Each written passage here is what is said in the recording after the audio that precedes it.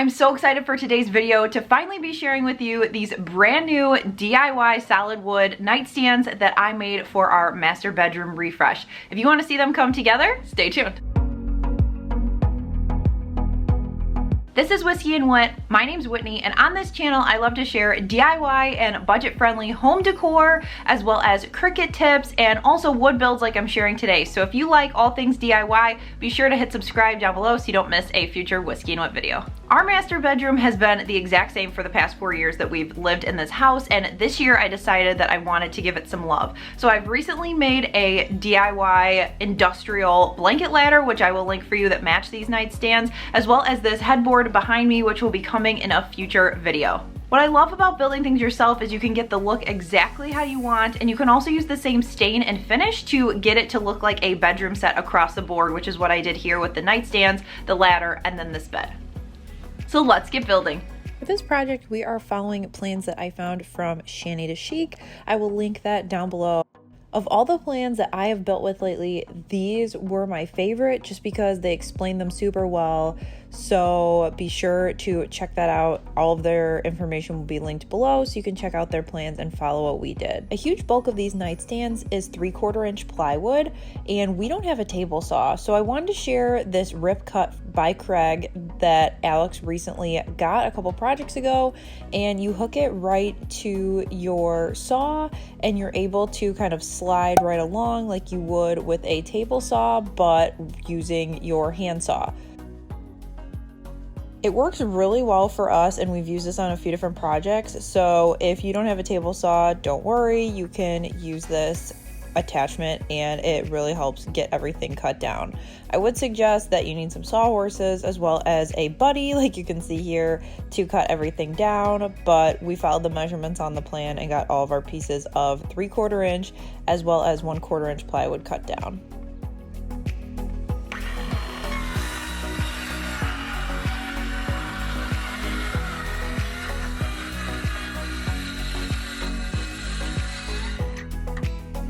Now we ended up cutting our 1/4 inch plywood for the back of our nightstands along with the other plywood. I would suggest waiting till the end to cut it so you have a better fit, but we just followed the measurements on the plan and it worked out fine. I would suggest doing it later on in the process.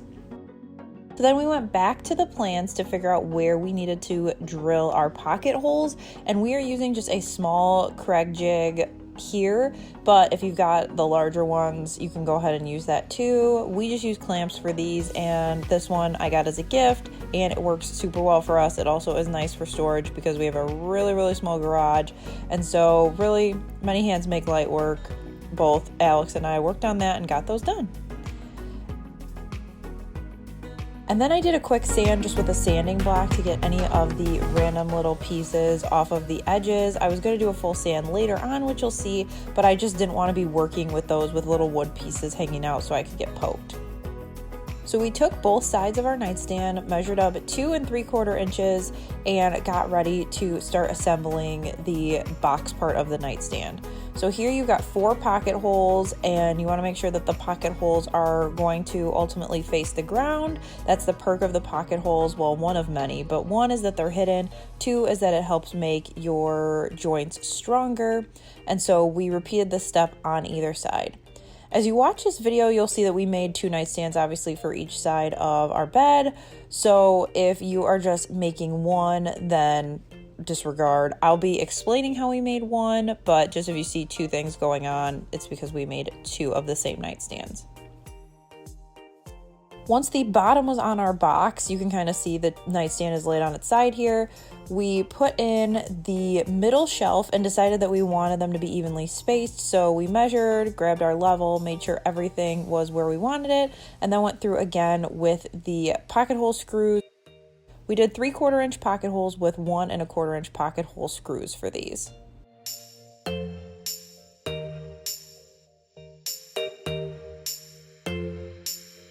And here's what the foundation of the nightstand looked like once we got that put together. Then the plans called to add a 1x2 across the back just for stability. It also helps later when you are hooking the back onto your nightstand. So I cut it down to the sizes on the plans, and then I took my little Craig jig and did 1 pocket hole on either side of my 1x2. Once that was drilled, I used my same size pocket hole screws to hook it across the back. And you're going to want to make sure that your pocket holes are facing the back of your nightstand so that when you look from the front, they're hidden like so. So this idea I have never done before, and I thought it was absolutely genius. Plywood edges are gross, and when you go to stain them, they look terrible. So the plans called for 3/4 inch by 1/2 inch trim, and so I measured that shelf and cut out 2 pieces for both of my nightstands, added some wood glue and stuck it across the front. So then when it was time to stain, it wasn't going to have that really rough edge. Then you build a face frame. So using 1x2s and 1x4s, just off the shelf lumber that we got at Menards, but you can get it at Home Depot, Lowe's, etc. I followed the plans and cut down all of the different pieces that I needed, and then drilled the subsequent pocket holes for each piece of wood.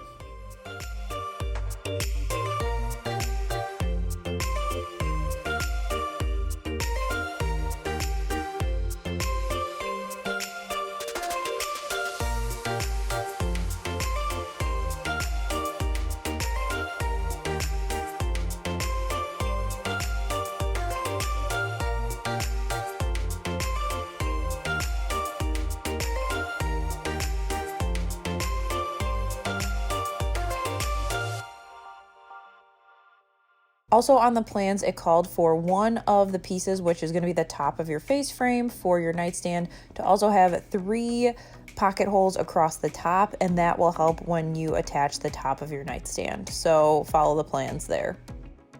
Then I took the 1x2, clamped it to my little portable saw table that you see me using in a lot of my videos. I love this. We got it at Home Depot. I will link it down below. It's great for saws or for working. And by clamping it to the table, I get some counter pressure to allow me to create this box.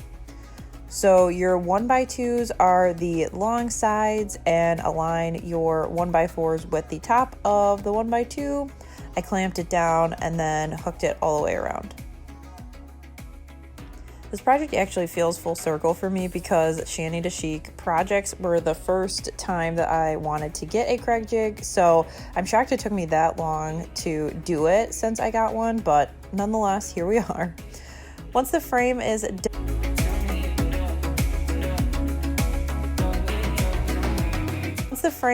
done, I added some Gorilla Wood glue across the pieces that it was going to touch, got everything lined up, and then nailed them in with 1 1/4 inch brad nails. And here's what that looked like when it was done. It is coming together as the nightstand. So the next step is to add your trim at the bottom, which is also going to be 1x4. So I measured from the back of the nightstand to the front and started cutting out my various pieces of trim.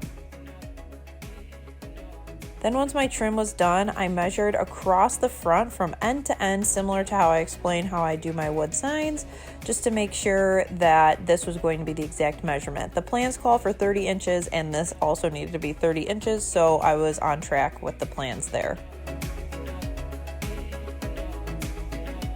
After that was all cut, I added the 2 side pieces of trim with wood glue and the same length brad nails, and then I finished it up on the front with the additional piece. Then it was time to add the top of the nightstand. So I put the side that I wanted to be the top of my nightstand down on the ground. Then I flipped the nightstand over so I could drill in to all of those pocket holes that I created. You've got 4 on each side and then 3 to the front, and that just helps with stability. Then to finish off the top, I went through and did the same trim that I did on that shelf. So I did both sides and then measured along the front, just like I did with the 1x4s at the bottom. This again is huge. It's in the plans, but this really helps finish off the nightstand. You get the perks of having plywood within your plans without having it look really just not super finished and pretty once it is stained. So the last step for construction of this nightstand was to create the barn doors. So all of these are 22.5 inches of the leftover 1x4s that I had from all of those other things that I cut. So I ended up cutting 8 pieces because I needed 2 doors. And then I followed the plans and put 4 pocket holes along 3 of the 4 so that I could hook all 4 of them together to create the door.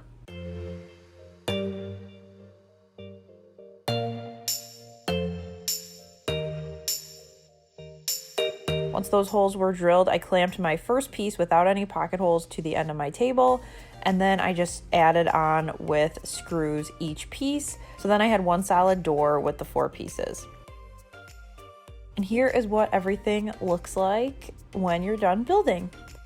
Honestly, I would highly recommend these plans. They were easy for me to follow. I did a lot of this assembly by myself because Alex wasn't feeling super well. Usually we tag team it, but I was pretty proud of myself that I could figure this out on my own. Then I went through with just some 100 grit sandpaper because the plywood was pretty sanded anyway. Went through, made sure everything was sanded down good so that I could get a really good finish with the stain.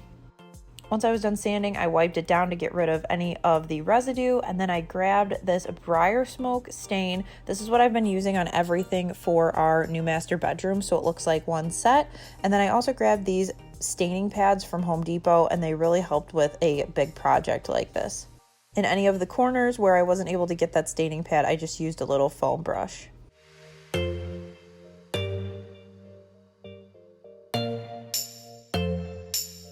Now the reason I left the nightstands open in the back without that 1/4-inch plywood is so that I could get into each of the little nooks and crannies. It made it a lot easier. And then I went through on everything and gave it 2 coats of poly. If you haven't applied a polyacrylic sealant to anything before, make sure that you use a bristle brush. If you use a foam brush, you will get bubbles and it will just look terrible. You also want to make sure that you make long strokes and go along the wood grain similar to how you would stain, and that will help you get a really nice stain and poly finish. I let that dry overnight, and then I put the table down to add my 1/4-inch plywood to the back. This is the time that I would probably measure the back and then cut it, but we ended up getting it to fit just fine. Then for the pretty hardware, so Shanty to Chic had a video of how to make your own barn door hardware. I watched it. Not that it didn't look doable, it just honestly was way easier for me to buy this off Amazon, so I will link it down below. I got 2 different sets, one for each of the nightstands, and then I also grabbed these pipe drawer pulls from Menards, and they were cheaper to go the silver route. Sometimes you can buy gold the same way. I just covered them up with a quick coat of this 2x cover Rust-Oleum matte black spray paint. It matched super well, and then I measured out on my door where I wanted the handle to go, drilled some pilot holes, and then screwed in my little handle.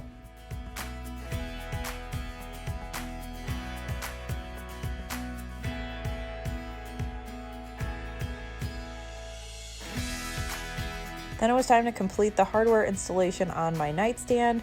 Before I ordered these, I made sure to check the plans to see how wide these nightstands were supposed to be so that I could order the right size. I will make sure that's linked down below, but keep that in mind if you change the plans or are looking for hardware for a different piece. You just want to make sure that that bar essentially is going to be the right width for your piece. I would recommend this hard work because I had a little help from Alex, but I was able to figure out most of it, which was really helpful, and that's how you know that something is easy.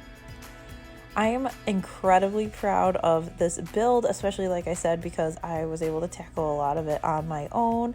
I know a lot of you ask about power tools and how I got started and how I'm able to do stuff, and honestly, I'm not a pro, but I do want to share with you guys what we build because each time you do it, you learn a little bit more. Each time you do it, you might acquire some new tools and some new skills. So just honestly, give it a try. You will be glad that you did. I'm so glad these are now in our bedroom. They look really great with our new farmhouse bed. That video will be coming up shortly with the tutorial on how we built that. And it goes super well with the blanket ladder that I shared in a recent video. I will link that down below as well as up in the iCards if you're interested in making that to match. Thanks so much for watching. Let me know what you think of this build down in the comments, and also be sure to hit subscribe so you don't miss a future Whiskey and What video if you haven't done so already. Great rest of your day, and I will see you guys in the next one. Bye!